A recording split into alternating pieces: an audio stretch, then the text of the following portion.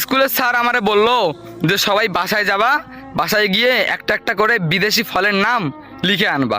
তো আমি বললাম যে ঠিক আছে স্যার, আমি কালকে সব কিছু লিখে এনে দিব। সবাইকেই বলছে, তো সবাই বলতেছে আমি দিব, কিন্তু আমার নিয়ত হচ্ছে আমি সবার আগে দিব আর আমি একটা ভালো স্টুডেন্ট হব।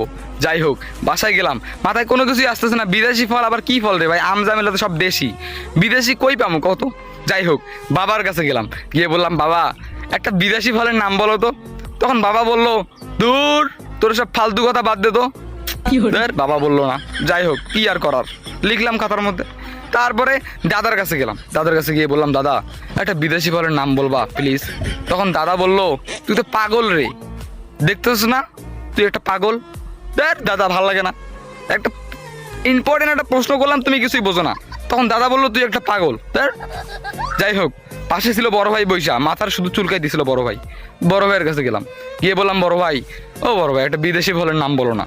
তখন বড় ভাই বললো এই শোন, আমার হাতে সময় নাই, আমার গার্লফ্রেন্ডের সঙ্গে ঘুরতে যাওয়া লাগবে, তুই এখন এখান থেকে চলে যা।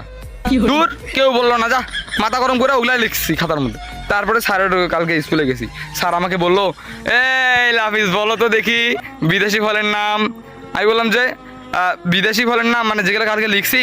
তখন স্যার বললো হ্যাঁ হ্যাঁ হ্যাঁ ওগুলাই বলো। যাই হোক, আমি বলা শুরু করলাম যে তোর ফালতু কথা শোনার মতো টাইম নেই।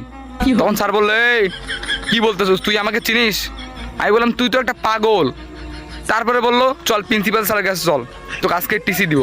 আমি বললাম ধুর, আমার সময় নাই, গার্লফ্রেন্ডের সঙ্গে ঘুরতে যাওয়া লাগবে। ও মা, দেখতেছি স্যার হুমুত করে ক্লাস থেকে বেড়ে গেল, যা একটা হলুদ কালার কাগজ নিয়ে আসলো আমার কাছে, বলো যে টিসি, বাসায় যাও।